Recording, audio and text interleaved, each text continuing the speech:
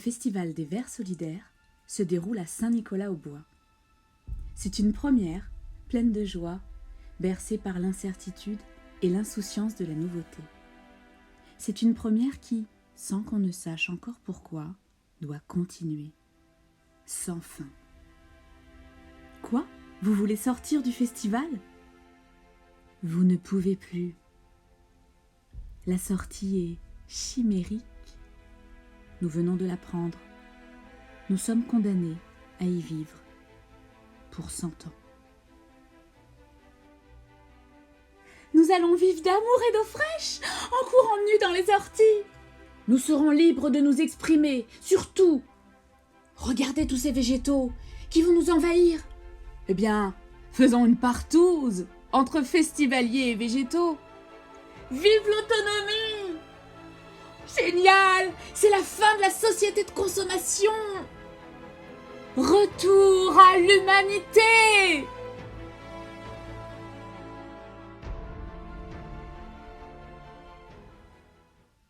Les festivaliers sont en ébullition. Une véritable liesse s'installe sur le site. Ainsi passent les premiers jours. Pareil à une grande fête qui ne semble jamais finir. Seulement, il commence à ne plus rester de nourriture, d'alcool, et la pluie arrive. Une grande réunion est alors organisée. Tout le monde parle en même temps. Personne n'écoute vraiment. Beaucoup de belles idées fusent. Certaines sont criées et d'autres passent totalement inaperçues. La frustration monte. Oh, seul un acte de magie peut nous venir en aide, soupire un festivalier désemparé. Apparaît alors, dans un nuage de fumée blanche, la fée des mots. Sa beauté, son très grand sourire et les fleurs dans ses cheveux époustouflent l'assemblée d'où proviennent quelques murmures. La fumée se dissipe et la fée des mots reste là, avec son sourire. Elle ne dit rien, pas un mot. Mirocuno, l'un des festivaliers, comme d'habitude totalement décalé, lui dit « Hé la fée, file de là! Moi j'ai les mots pour gérer le groupe. Toi t'es bien jolie avec ton sourire, mais moi j'ai la force. File, vole! Va trouver ton prince charmant endormi. Laisse-moi faire ici, moi je sais faire. Toi, tu n'es qu'une fée. » La fée le regarde, plus souriante encore. Elle ne dit toujours rien, et ses yeux pleins d'amour éblouissent Mirocuno qui se met à bégayer. Furieux, il va pour lever la main sur la fée quand apparaît le dragon chevelu qui tousse, rote, pète le feu et déclame « Non mais dites donc, bande de schtroumpfaillons! Avec toutes vos forces et vos talents inouïs, vous la jouez à qui portera le bonnet rouge? Ressaisissez-vous, pardi !» Puis il disparaît avec un petit rire gras, laissant une odeur nauséabonde et quelques buissons grillés. « Ben nous on en a marre !» clame une petite voix perchée. Cette voix, c'est celle d'Alice. Elle a 10 ans. « Arrêtez de vous disputer, sinon on ne va pas réussir à survivre. 100 ans, c'est toute ma vie que je vais passer ici, moi. Soyons raisonnables, trouvons des solutions. » Abigail, l'amie d'Alice, se rapproche et propose. « Et si nous montions sur l'arbre le plus haut de la forêt ? Tu as raison, nous pourrions voir ce qu'il se passe au-delà du festival. Et comprendre pourquoi on nous enferme ici pour 100 ans. » Un homme, qui semble avoir un peu bu, se met à crier. « Moi je sais ce que vous allez voir. Vous allez voir les gendarmes qui nous observent avec des jumelles et qui préféreraient plutôt venir manger une saucisse avec nous. » Les petites filles n'écoutent pas le brouhaha des festivaliers et grimpent sur l'arbre le plus haut. Elles n'ont pas besoin de monter très loin pour se rendre compte de la situation. Le festival est entouré d'un immense mur en béton armé. « Nous vous l'avons dit! Les gendarmes ont sûrement construit ce mur dans la nuit pour nous empêcher de vivre !» Le dragon chevelu, qui se nomme Igor, survole alors la foule et dit, en crachant du feu, « J'ai la dalle! Ça botte quelqu'un des brochettes de poulet grillé ?» Et Nono qui hurle en sortant d'un barnum affolé, « Eh les mecs, y a plus de binge au frigo, c'est la fin !» Certains festivaliers, plus ou moins ivres, rient aux éclats. D'autres parlent plus fort, essayant de calmer l'excitation. D'autres encore s'en vont, excédés. Mamita, la grand-mère de Mélie, ne se rend pas compte alors que cette dernière s'éloigne peu à peu du groupe en direction du prieuré et... Aïe! La petite trébuche et se cogne le nez sur le sol. Tout le monde accourt, affolé, entendant les pleurs de Mélie. Elle n'est pas blessée, mais que voit-on juste à côté d'elle? Il y a une ouverture dans le sol, avec un drôle d'escalier. C'est peut-être un passage secret. Allons-y! Disent Alice et Abigail pleines de joie. Mais Mero Kuno, l'œil menaçant, ordonne. Vous n'irez nulle part, c'est sûrement un piège, je vous l'interdis.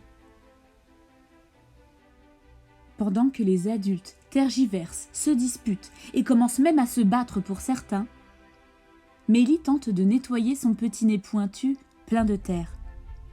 On dirait qu'elle a un nez magique, dit Alice en regardant la fée des mots, toujours là, souriante et muette. La fée attrape alors la petite Mélie et invite Alice et Abigail à les suivre dans ce souterrain mystérieux. Il fait noir. Les deux jeunes filles ont peur. La fée Mélie ne semble pas inquiète. Elle marche sans avoir vraiment la notion du temps. À un moment, dans un coin, une petite lueur attire le regard du groupe. C'est une petite salamandre qui est posée là. Elle veut leur donner un conseil. Continuez de descendre. C'est votre destinée. Ne vous inquiétez pas, vous trouverez votre chemin. Abigail, Alice, Mélie et la fée continuent donc d'avancer sans crainte. Elles rencontrent alors un crapaud qui leur dit « Continuez, mais lorsque vous arriverez au bout du chemin, attention, les apparences peuvent être trompeuses. La peur ne doit pas vous dominer. » Tout cela semble bien curieux. Il faut poursuivre. Cette équipe 100% féminine continue d'avancer sur ce chemin inconnu. Seulement, il n'y a plus de chemin à présent. Il y a juste un trou géant effrayant, un trou et plus rien autour. Sans trop réfléchir, avec le sourire de la fée comme soutien, elles sautent toutes dans le vide. Des tourbillons de lumière les attrapent, rendant leur chute douce. Elles n'ont pas peur. Elles sont émerveillées. Arrivées tout au bout, elles sont déposées comme des nuages sur un morceau de terre avec une pelouse toute noire. Elles sont arrivées de l'autre côté du mur qui encercle le festival. Elles ont juste le temps de se relever que des gendarmes viennent vers elles en criant. Alice et Abigail prennent peur et se mettent à courir. La fée, portant toujours Mélie contre elle, ne bouge pas.